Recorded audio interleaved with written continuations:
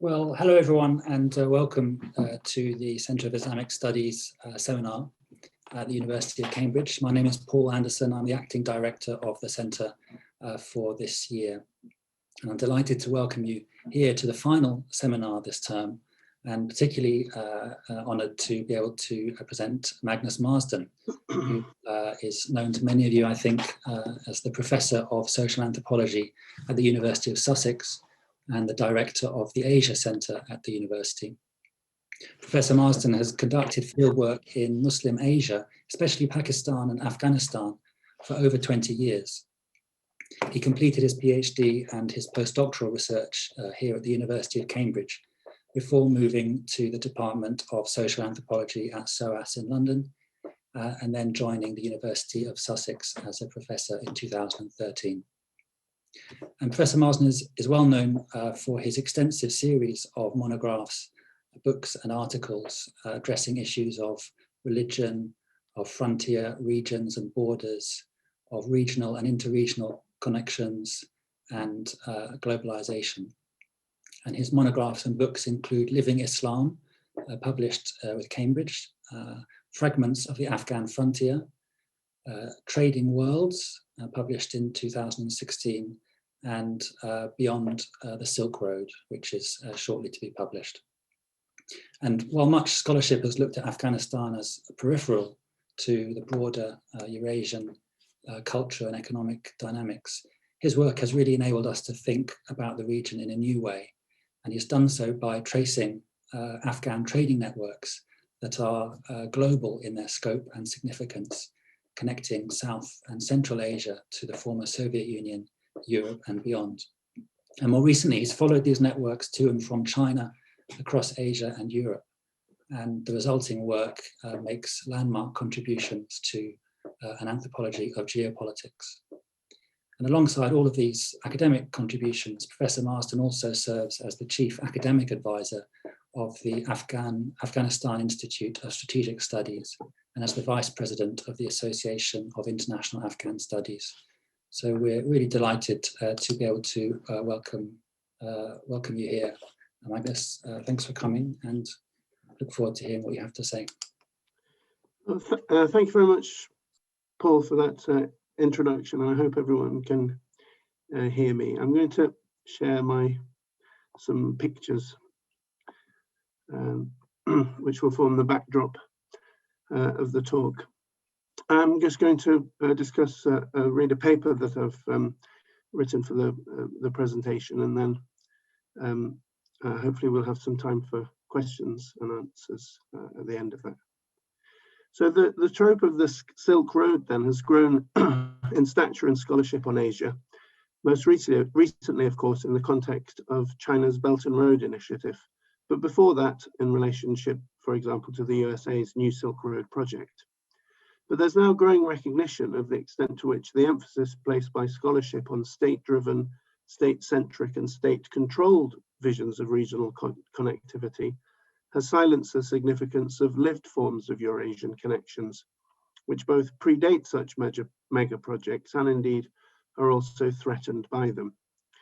Building on work that is skeptical of the benefits of analysing Eurasian connections and all of their diversity through the lens of mega projects, the vantage point taken in this paper on trans-regional connections is not that of China's policymakers, but of traders from Afghanistan, one of the region's more turbulent countries. I conducted fieldwork between 2009 and 2019, and also before that, with Afghan traders in Afghanistan, but also in the vibrant commercial nodes in which they operate. And so I spent time with and interviewed traders in their shops and warehouses in Kabul, their offices in China's international trade city of Yiwu, as well as in wholesale markets in West Asia, especially in Jeddah, Saudi Arabia, Dubai, and Istanbul, and the container markets of post-Soviet Eurasia, in particular Odessa, Moscow, and St. Petersburg. And in this paper, I'm going to analyze two major corridors of Afghan trade and mobility in Asia that I identified during my fieldwork.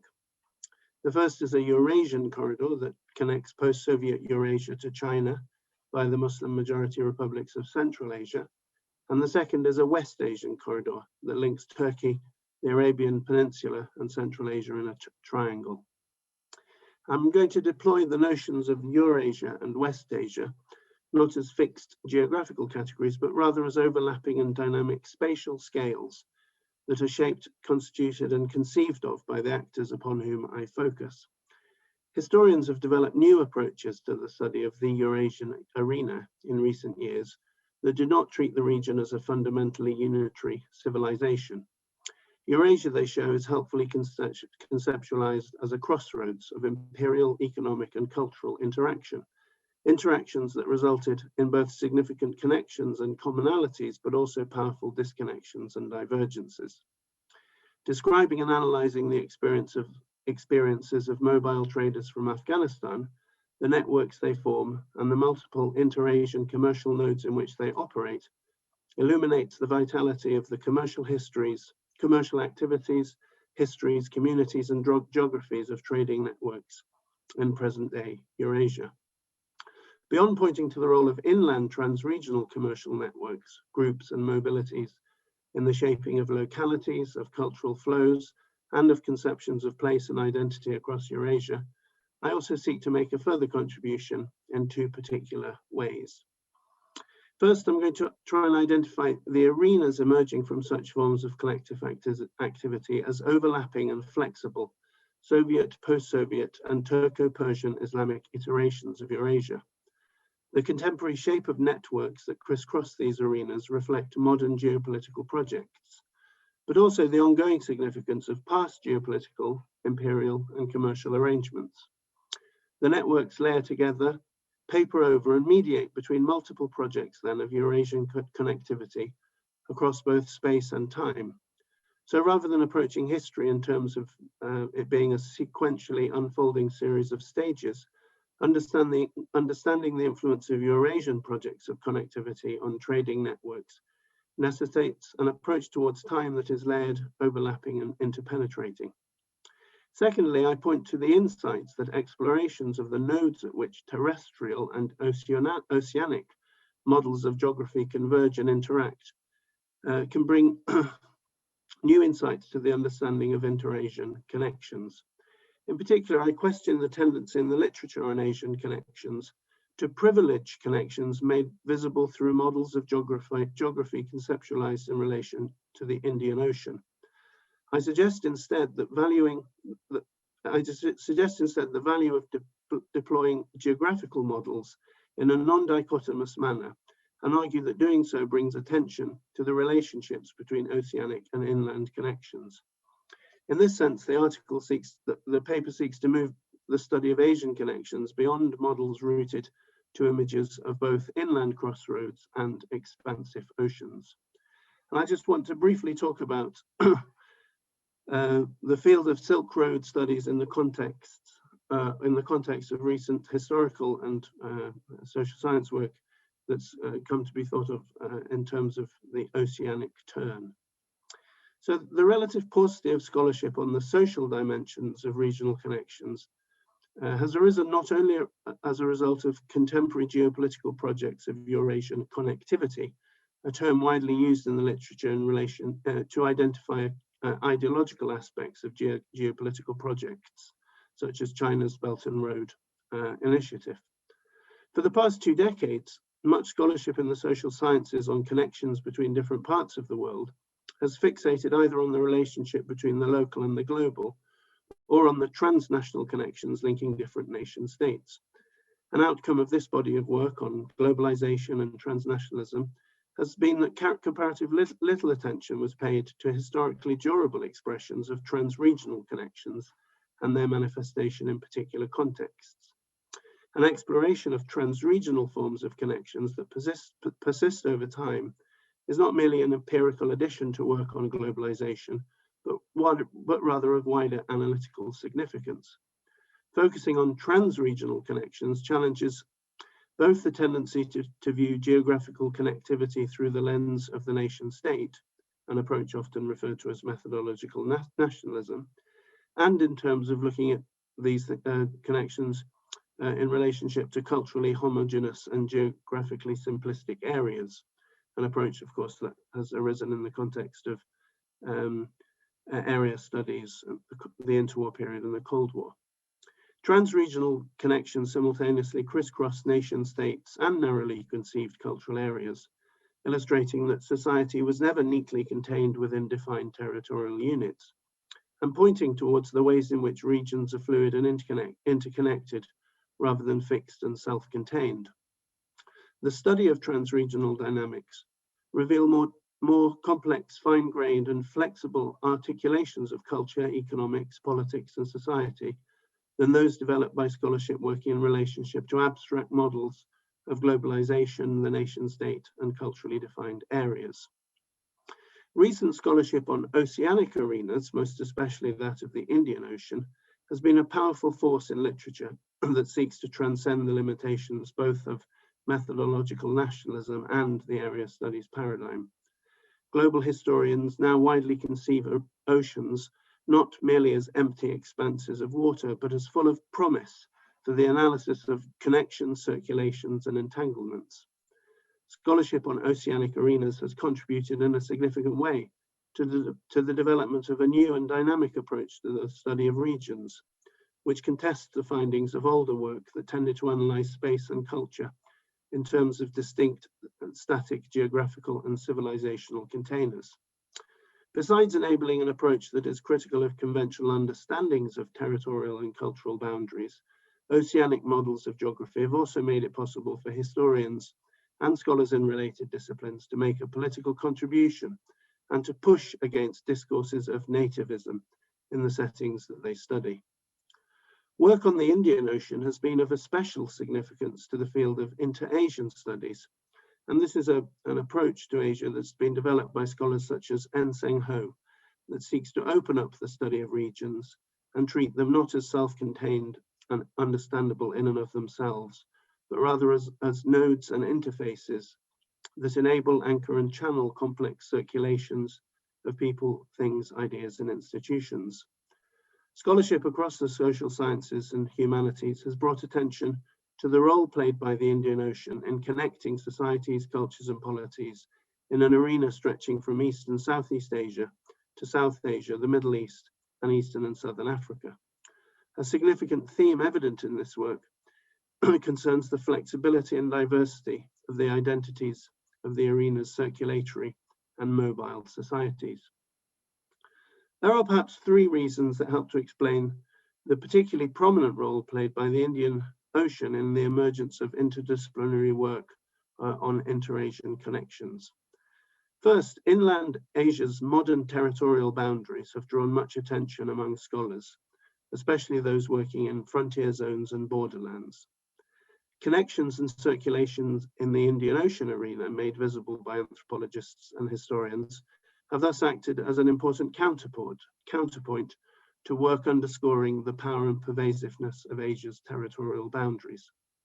Secondly, for many years, the rise of European imperialism was held to have resulted in an expansion of maritime commerce at the expense of overland trading routes.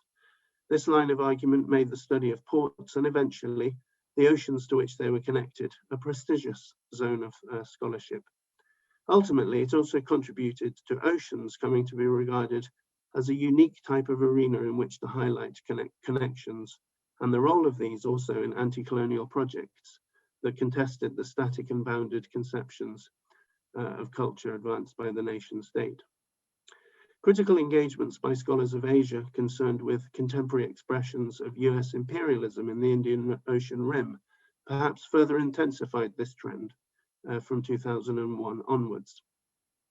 And thirdly, the specific physical attributes of inland Asia, its high mountains and desert zones, have long been regarded in scholarship and popular discourse alike as a barrier to rather than interface with neighboring regions.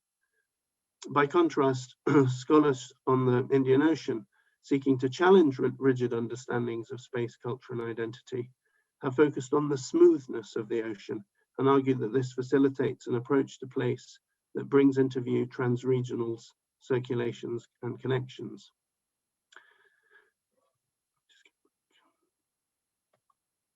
Now, more recently, a series of studies have emerged that have been critical of the general tendency of scholars to privilege oceanic over land-based connections in their model of inter-Asian dynamics.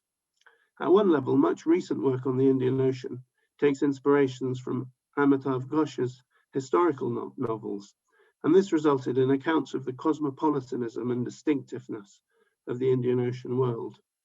But as Niall Green has argued, many of these accounts tend to privilege elite expressions of universalizing cosmopolitanism and political projects that prioritize inclusive identities, often neglected by contrast the more layered, protean, and exclusive political projects and identities that were simultaneously fashioned in the Indian Ocean arena, yet by non-elite actors working in vernacular languages.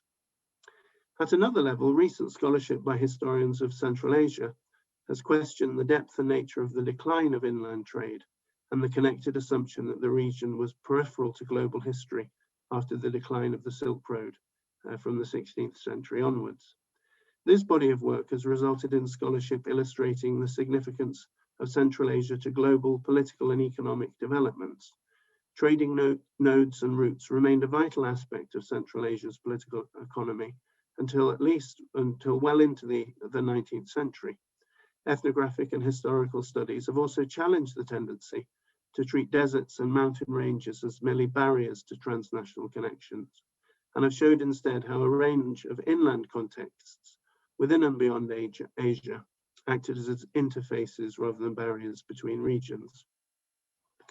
In this wider context, then, several works by historians have recently gone beyond abstract and aggregate models of Eurasia and the Silk Road, and have developed instead a geographical frame that brings together multiple regions, Central Asia, South Asia, and the Middle East, that had hitherto been tended to be treated as distinct cultures or civilizations.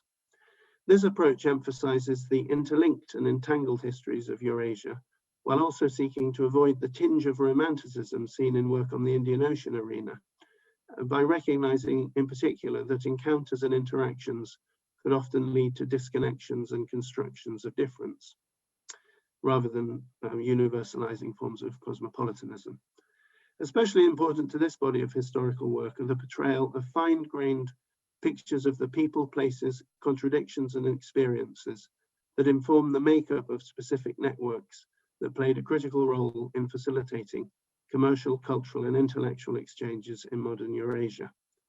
In addition to a long-standing emphasis on the role played by ties of trust and the collective mechanisms developed and deployed by networks of traders to enforce shared standards of behavior across long distances, work on Eurasia's connective networks also emphasizes the flexible cultural forms developed by mobile Asians working along overland routes that enable them to communicate in complex multilingual and multicultural worlds. In particular, analysis of lingua francas, notably Persian, and their use by traders and other mobile people, regardless of their specific cultural, religious and regional identities and backgrounds, has brought much needed attention to the cultural sophistication of inland Asia's mobile societies. Historically successful Eurasian empires provided the conditions that enabled inland and oceanic arenas to be linked to one another. And one thinks of historical work on the Mongol polities around the Black Sea and their relationship with the Black Sea ports. Recent studies of the Silk Road in Central Asia have also argued that the dichotomy between overland and maritime trade is a false one. Networks thrived rather by linking together the bustle of the maritime entrepot with the vast resources of the hinterland. And increasingly, some scholars of the Indian Ocean are reflecting on the need to recognize the arena's position in relationship rather than opposition to inland contexts. In the empirical sections that follow, I point towards similarities between the networks of Afghan traders that I've worked with and those documented by historians. These are visible in terms of the importance to the networks of trust, of the mobility of commercial personnel, and of anchoring nodes that enable the fashioning of shared sensibilities, social reproduction, and the circulation across long distance of critical information about commerce, politics, and reputation. More importantly, however, is the extent to which a key aspect of the networks made up of traders from inland Asia is the flexible, shifting and heterogeneous nature of their identities and identifications. So having discussed broader developments in the study of Central Asia, Inner Asia and globalization, I now want to outline and compare the two corridors that I've briefly mentioned, the Eurasian and West Asian corridors of connectivity. A regional context, and I'll start with the Eurasian connective corridor. A regional context in which Afghan traders have demonstrated themselves as being especially adept operators is that of the former Soviet Union, what I refer to here as the Eurasian connective corridor. Mobile Afghans in Central Asia are often viewed by officials from the region and beyond as either costly refugees or potentially dangerous terrorists and criminals. In recent years, policy relating to Afghan traders in these states has also been confused. States in the region have introduced policies specifically targeting the commercial activities of Afghan traders. Sometimes, although less frequently, policymakers have also sought to encourage Afghan merchants to invest in the commercial and agricultural sectors of their countries. And I think this is the case today in Uzbekistan, for instance. Afghan commercial networks in the post-Soviet context were established by Soviet sympathizing Afghans who studied in Soviet universities, technical institutes, and party schools during the 1970s and 1980s. These students engaged in petty trade on the side of their studies.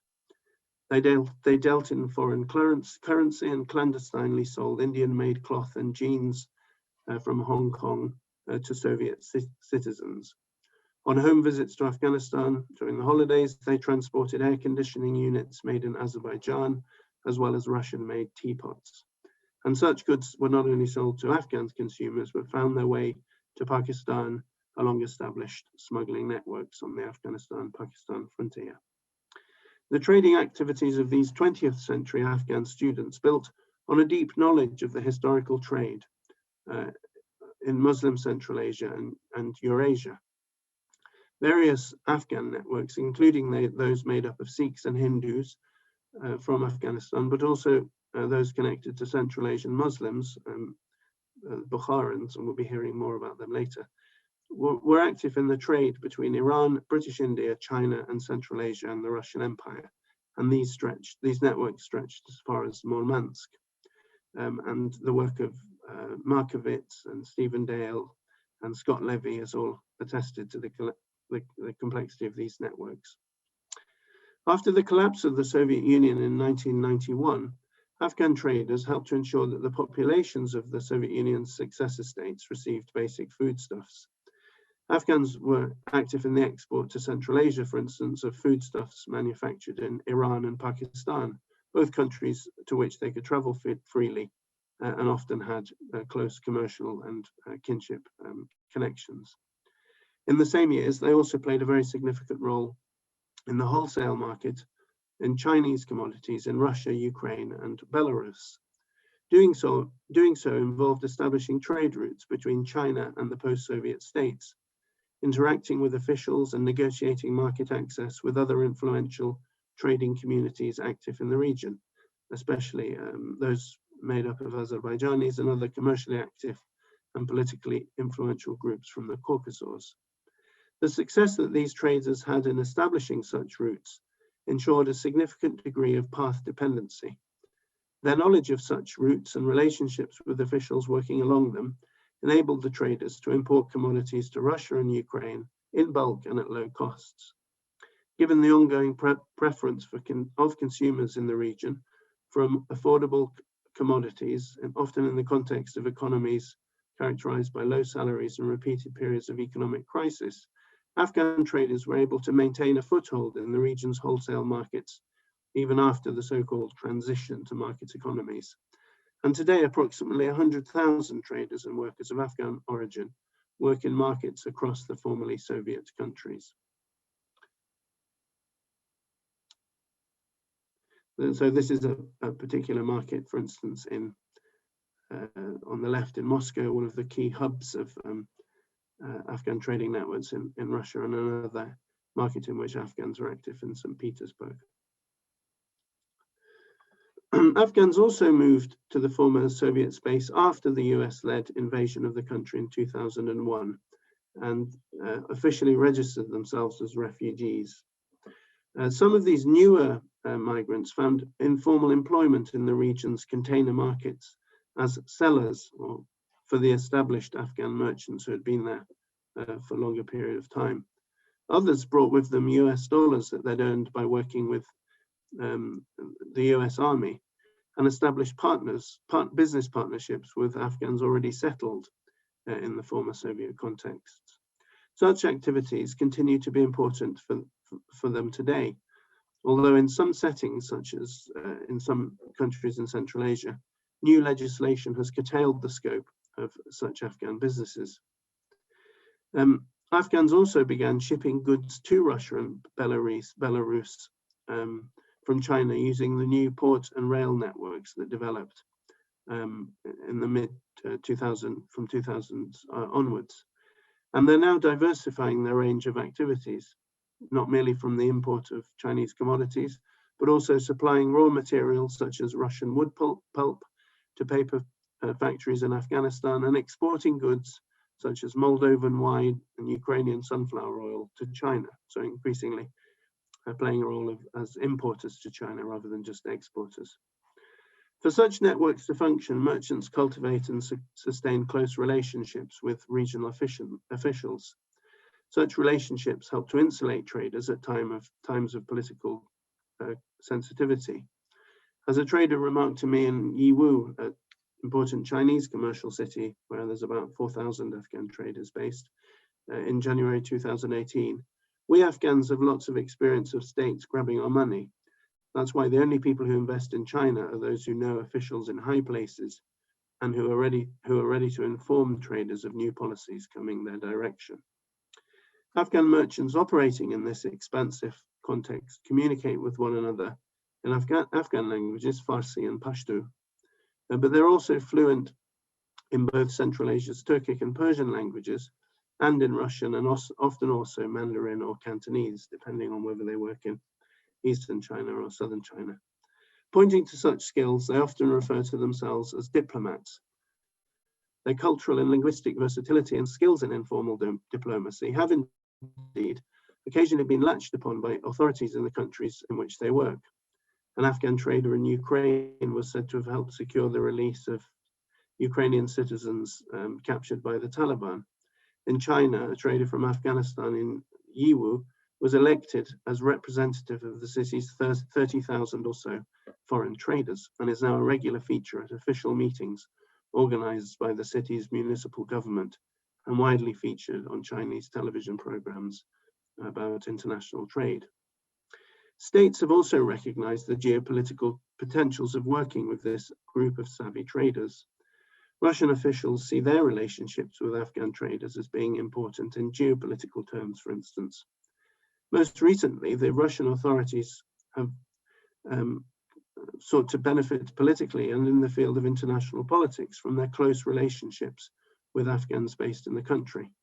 Against the backdrop of negotiations between the US and the Taliban relating to attempts to arrive at a political settlement between the two groups, a conference at a hotel in Moscow run by the Kremlin brought together prominent Afghan politicians and representatives of the Taliban. Official news reports in Russia and in the international media stated that the event had been organized by an Afghan diaspora organization in Russia. The Russian state was clearly seeking to distance itself from hosting and directly organizing the conference for geopolitical reasons. Afghanistan's government and various international actors were suspicious of the event. Ashraf Ghani, the Afghan president, argued indeed that delegates at the conference were not representatives of Afghanistan and therefore had no capacity to represent the country officially. But even in the context of such strategic geopolitical moves, the readiness of state officials to present the country's Afghan diaspora organization in such a manner illustrates a close relationship built up with a mobile community over several decades. And the conference also revealed the degree to which influential officials in Russia regard Afghan traders as being able to reliably play critical, if informal, diplomatic roles. Islam is an important aspect of the organizational activities of Afghans in Eurasia, but the role it plays in their networks is contested and variable rather than monolithic. This is significant given the analytical weight often invested by scholars of the so-called New Silk Road on Islam's significance to the coherence of trading networks comprising people of Muslim background. And this is an argument often made in relationship to China's relationships with the Middle East, where some work emphasizes the importance of the way in which China has deployed its Muslim communities to broker relationships with the Middle East, suggesting that this is a sort of the importance of Muslim culture to these international relations.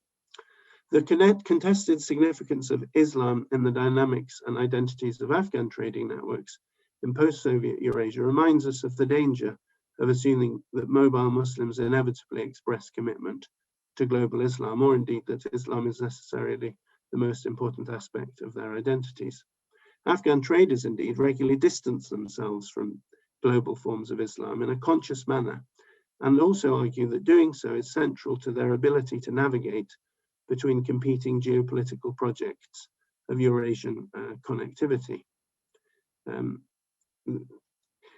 Afghans working in formerly Soviet Eurasian contexts today do regularly emphasize the extent to which they are more religiously observant Muslims now than in the years in which they studied in Soviet institutes, as well as the period in which they embarked on lives of traders in the years following 1991.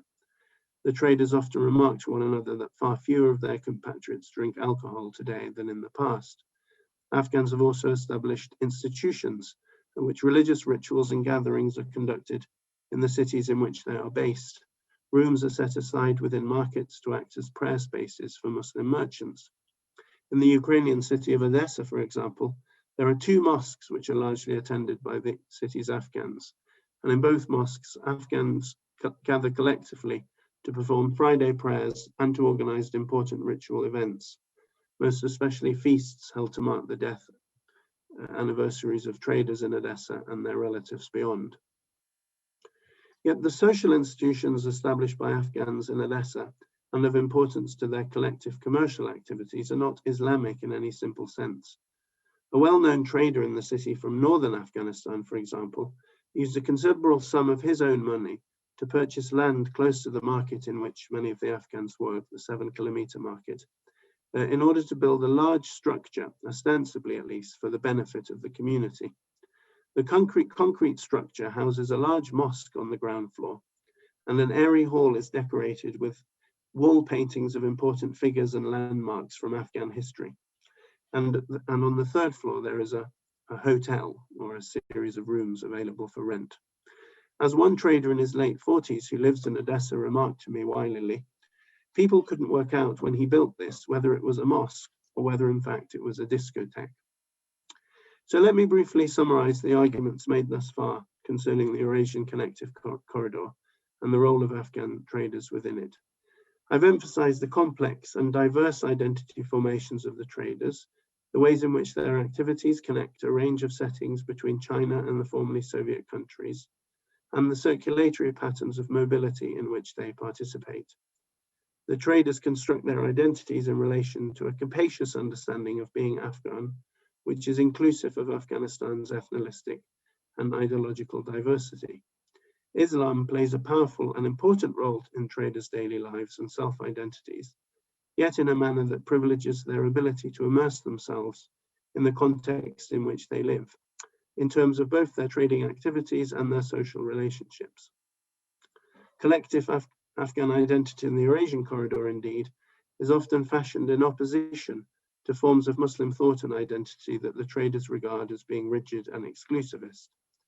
As Paul Anderson has recently argued in an analysis of Aleppo, the Eurasian Corridor demonstrates that, quote, not all expansive formative connections need to be formulated through the medium of the ocean. The connective corridor that connects China to West Asia, on which I focus in the next part of the article, requires traders to fashion very different identities and institutions to those that I've suggested are important in Eurasia. So let me now move on to a brief discussion, at least, of the West Asian corridor of connectivity.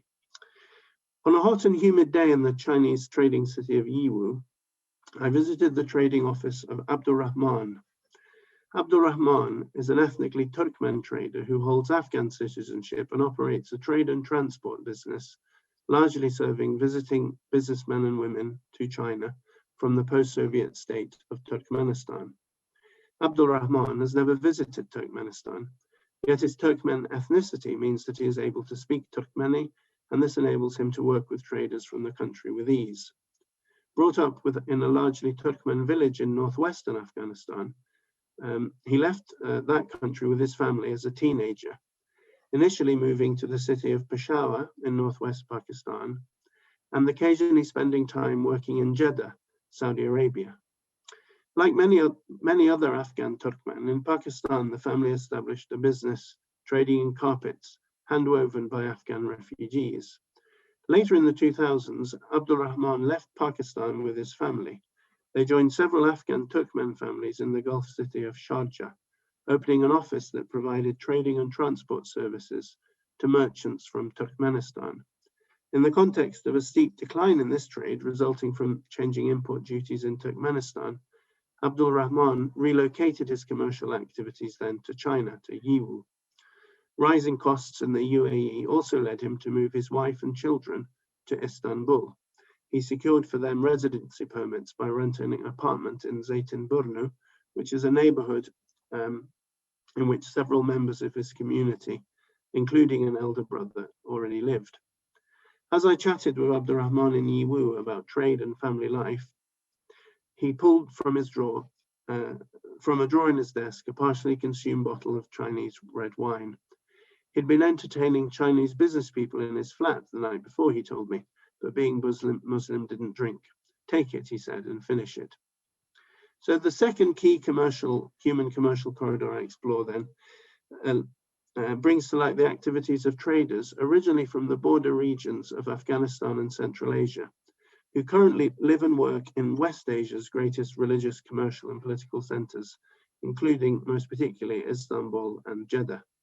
Transnational communities and networks of Central Asians are playing an important role in creating trans-regional connections across multiple West Asian contexts, but also linking these to settings in East Asia. The activities of merchants identifying themselves as Central Asian in the great port cities of West Asia also reveal the convergence of a net of connections over sea and land to mobile societies, an aspect of the dynamics of such settings that tends to be overlooked in the historical and anthropological work framed in relationship to the oceanic turn.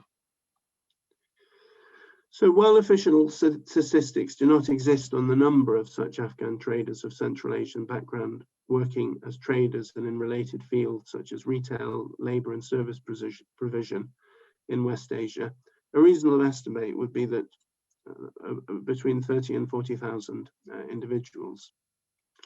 And most of these traders, including Abdul Rahman, claim descent from families who lived in the Emirates of Central Asia, Khanates of Central Asia, until they emigrated across the border to Afghanistan in the 1920s against the backdrop of Bolshevik policy. As a result, this group often referred to themselves as being Bukharan rather than Afghan. These Bukharan emigres lived in northern Afghanistan in the town shown in the map until the early 1980s. Between the 1920s and the 1970s, they were active in the country's industrial and commercial sectors, especially in the fur or karakul and carpet business. And the wealthier families also played a leading role in the development of modern industry in Afghanistan. More elite Central Asian commercial families enjoyed close ties to Afghanistan's urban elite and achieved also high-level positions in government, including a very famous minister of commerce, Muhammad Khan Jalala. Now, some of these elite families had already begun to leave Afghanistan for Saudi Arabia, Europe, and the United States after the 1973 coup d'etat that resulted in the overthrow of Afghanistan's monarchy and saw the country move into the the violence stage of the Cold War competition. But the poorer families remained in the country until the invasion of Afghanistan by the Soviet Union in 1979, in the context of which thousands of these less wealthy emigre families fled from northern Afghanistan into Pakistan, and they feared that their lands and capital would be confiscated by Kabul's so-called communist regime. While community elders supported various anti-Soviet Mujahideen organizations, many migrated so that their children could evade conscription, both by the Mujahideen and also by the Soviet-supported Afghan army. In Pakistan, they continued to be active in the manufacture of Central Asian carpets. And in the late 1980s, hundreds of these families moved from Pakistan to Jeddah in Saudi Arabia. Central Asians had lived in the Bukharia neighborhood of Jeddah since at least the 1850s, where they'd acted as pilgrimage guides, official pilgrimage guides to Central Asian pilgrims. And these historic communities were then joined by a later flow of Central Asians in the 1920s. And so by the time these 1980s refugee movements began, they were building on a historic process of relocation to Saudi Arabia and Jeddah in particular. And the pictures here show the key site of Surab Goth in Karachi, which was home to many of the Central Asian emigre families in the 1980s and still is today in Pakistan. And these are some images of the Bukharia street and the areas in which Central Asians live in Jeddah, Saudi Arabia. The Central Asian emigres who arrived from Afghanistan and Pakistan and Jeddah in the 1980s rapidly established themselves in the city as well as in Mecca and Medina. And they initially filled niches in the economy that had been vacated by earlier waves of Central Asian migrants, most especially restaurants selling a popular Saudi dish, Ruz al-Bukhari, Bukharan rice. They then became active in the import from Turkey and subsequently China of machine-made prayer carpets and cheap ready-made clothing, both items that Hajis visiting Saudi Arabia, as well as overseas laborers living in the country, purchase as gifts to take home to their return to their home countries. And so they sold these low cost goods that were nevertheless, they were able to sell at high volumes and therefore make reasonable rate of return. Now, in Saudi, as many of you will know, in Saudi Arabia, the kafala system requires all foreign workers and businesses to be registered in the name of a Saudi sponsor, the kafil. And this means that conducting business in Saudi Arabia is inherently risky for such foreigners, the ajnabi. As a result, successful emigre merchants in Saudi Arabia moved their capital to Turkey, where they bought homes in Istanbul's Zeytinburnu neighborhood, a site of Central Asian community life in Turkey from probably the mid-20th century onwards. Increasingly in Zeytinburnu, they invested also, and beyond, they invested in new housing developments that had sprung up under the regime of President Erdogan. Rising living expenses in Saudi Arabia, partly arising from a family tax that was introduced in 2016, resulted in many Saudi-based Central Asian emigre Afghans closing their businesses in the Kingdom of Saudi Arabia. And those with sufficient capital secured access to Turkey residence permits and sometimes even citizenship. Less wealthy members of the community also relocated from Saudi Arabia at the time to Kazakhstan. They were able to do that under Kazakhstan's Oralman scheme. And some with few access to resources who had worked as laborers, for example, for traders in Jeddah, returned to Afghanistan often after a break of not having visited the country for 30 or more years. The institutional life of Central Asia's emigres also plays a major role in facilitating the ability of individuals and families to secure access to citizenship and residency rights in Turkey. Associations or danagi established by Afghans in Istanbul are frequently founded in relationship to an explicitly ethno-linguistic Turkic identity, most conventionally that of Afghan Turk. Turkey, of course, has for long had close relationships with Afghanistan and also with the country's Turkic-speaking communities. And in the 1980s, several thousand Afghans were granted residency and citizenship rights in Turkey on the basis of there being Uzbek and Kyrgyz-speaking Turks.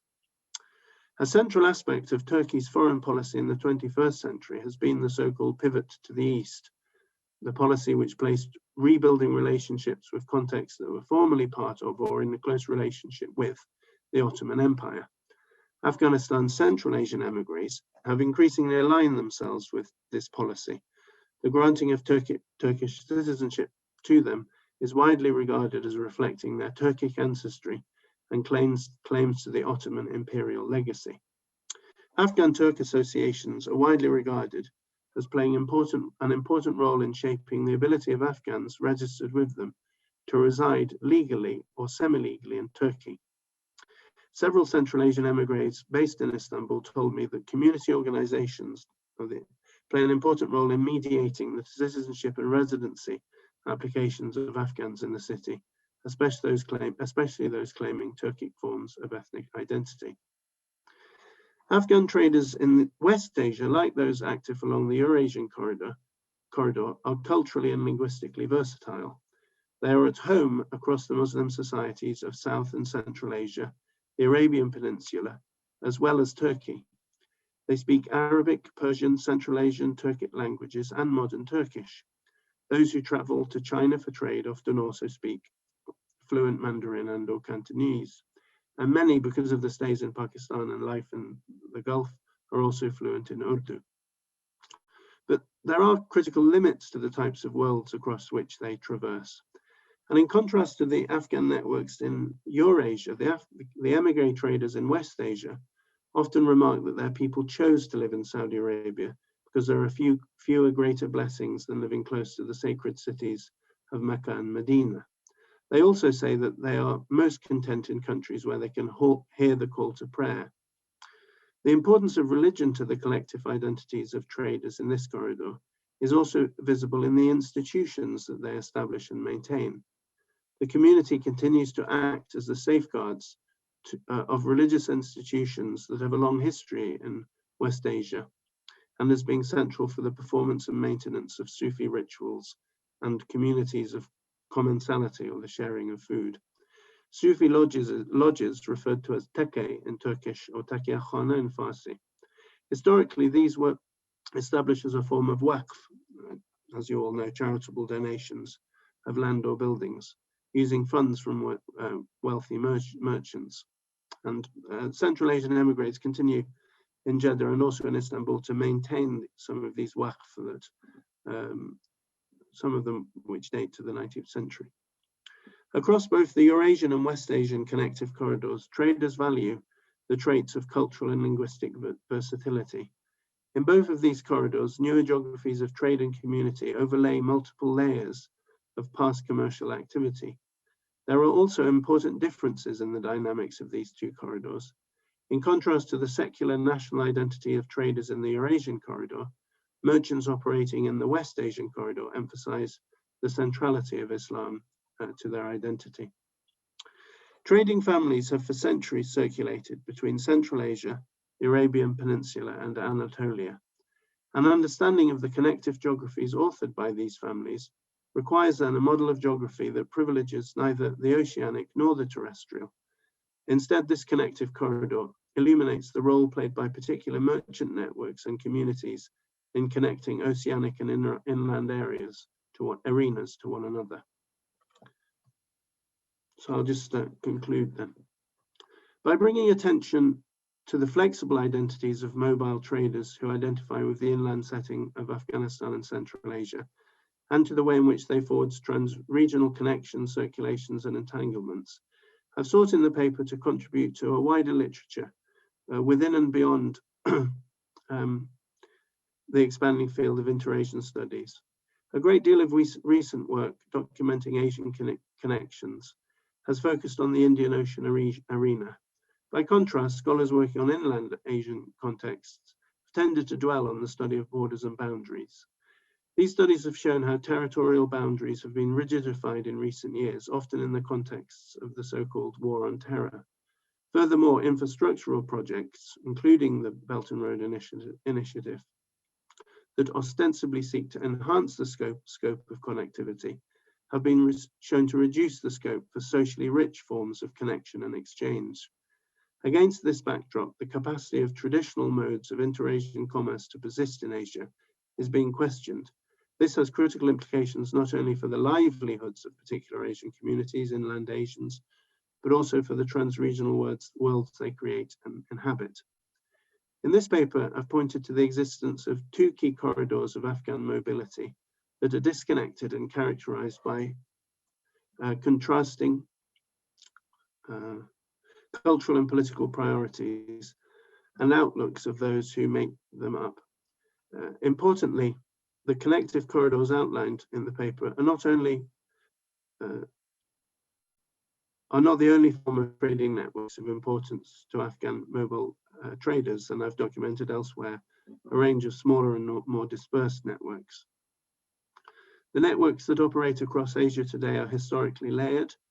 Their shape and structure reflect modern geopolitical projects, but also the ongoing significance of past geopolitical and commercial arrangements. Traders working in the markets of Eurasia today then are not archaic hangovers or survivals of earlier modes of organizing economic activity. Rather, studying them reveals the ways in which multiple histories are interleaved in an overlapping way. In addition to thinking about time in a manner that does not take periods for granted, understanding trading networks, such as those explored today, also requires a conceptualization of their relationship to space that emphasizes forms of circulatory rather than transnational mobility.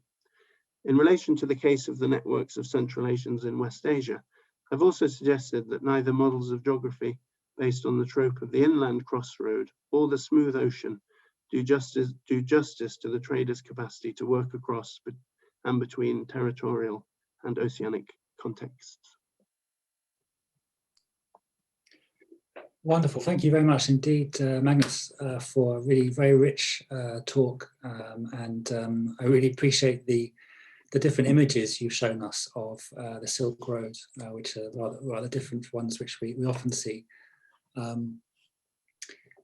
I think, how much time have we got, Magnus? Do you need to go very shortly? I know not too shortly, but we can have a few questions. That would be good, and then I should leave by 6:30 probably.